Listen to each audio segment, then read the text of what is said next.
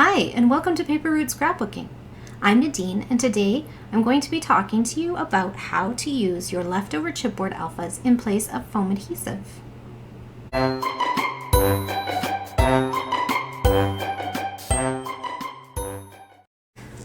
Alright, so yesterday I was at a one-day crop trying to get my scrapbooking mojo back, and I backed this cut file, and today I am home and had some time to myself and thought I'm gonna put this cut file onto a piece of paper, maybe find a photo. And so as I was adding the dimensional adhesive, I thought this might be something that some of my subscribers want to see, because back in June and July, I had a product focus of using up my alphabets, my chipboard, some foam alphas that kind of were like down to their last bits, and I just wanted to make sure I was maximizing them. And I had these ones left over, these green and white chipboard letters, and so today when I was wanting to back this cut file, I pulled them out and I was adhering them, and I thought, maybe I'll share this. So yes, I glued down all of the chipboard letters because they, as we know, chipboard thickers don't stick very well. So why would I go through this process, you might be asking yourself, instead of just like buying foam adhesive and using that? And I buy foam adhesive. I have foam tape, I have foam dots, I have foam sheets, I have all kinds of stuff. But here's the thing. Our hobby is very wasteful. There's a lot of packaging involved. There's a lot of paper cutoffs involved. There's a lot of tools involved. And so I feel like, and I don't consider myself an environmentalist by any stretch of the imagination, but I do feel like I need to do my part. I, use the recycling and the compost bins. I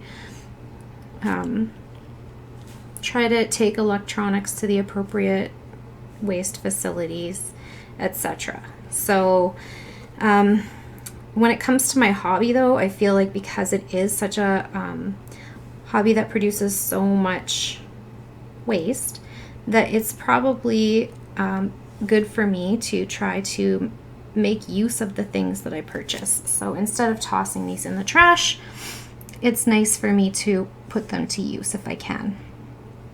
So that's one of the reasons. The other reason is that I find foam adhesive to be pretty expensive, and I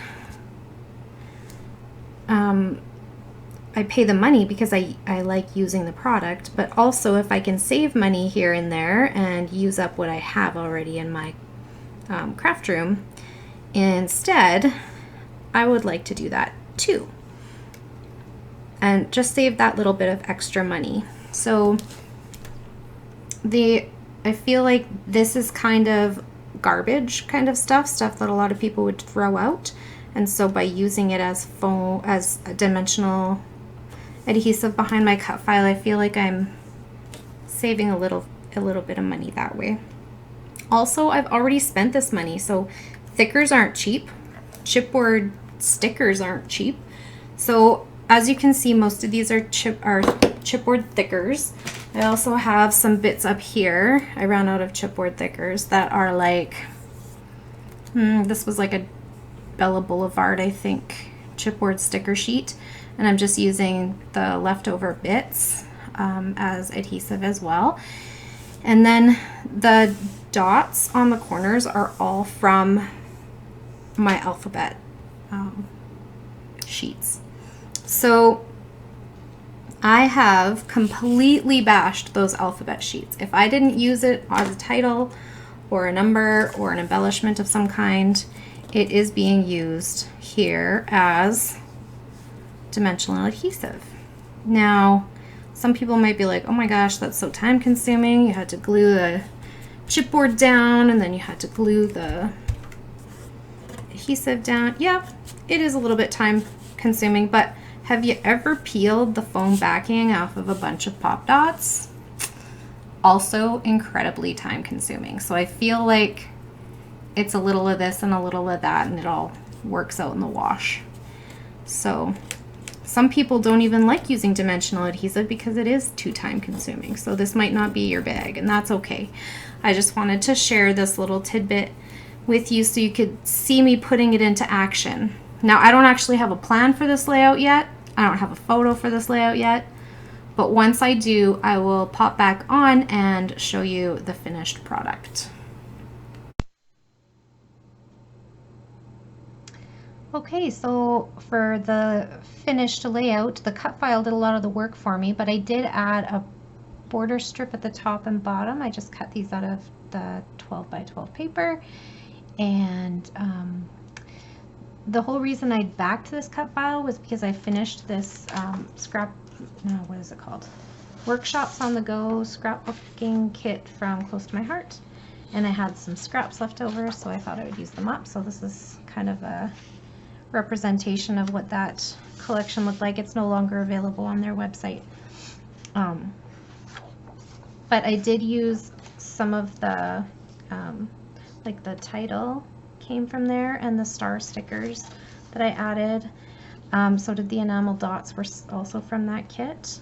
And this part of the title was a 4x6 journaling card, and it said Dream Big, and so I covered Dream with the blue strips of paper, and then punched it out to be a circle instead of a large journaling block. This photo mat is also a 4x6 journaling block from the cut apart sheet, and I just trimmed my photo a 1/2 inch on the side and a 1/2 inch on the top so that it fit nicely in there. I stamped my date here, and I think that's about it. So like I said, the cut file did all the work for me. All I had to do was just add a few finishing touches, and beautiful layout.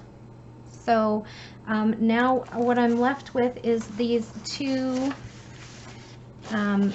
empty sticker sheets from my chipboard thickers that no longer, they're completely used up. So I will hang on to these. I use them for when I make page kits and I want to use stickers or chipboard for titles, and I stick them on there and tuck them in with my pages while I'm planning. And what else do I have left over? Oh, I had this piece of packaging, which is still intact, so I'll probably cut it down to a 6x5. Oh, I had a fight with my printer when I was doing my journaling, so I won. My journaling is on my page. Anyway, I'll cut it down to a 6x5 and put it on the back of one of my 6x6 albums, not albums. Words are hard today.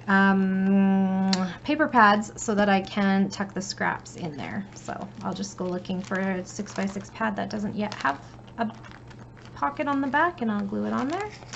So like I said, reduce, reuse, recycle, and I will use that until the paper pad's used up, and then it will go in the trash. But at least I feel like I got maximum use out of it. Same with these. I will use them until they're beaten and battered and cut to shreds, and then I will toss them out. But reusing them is a good idea.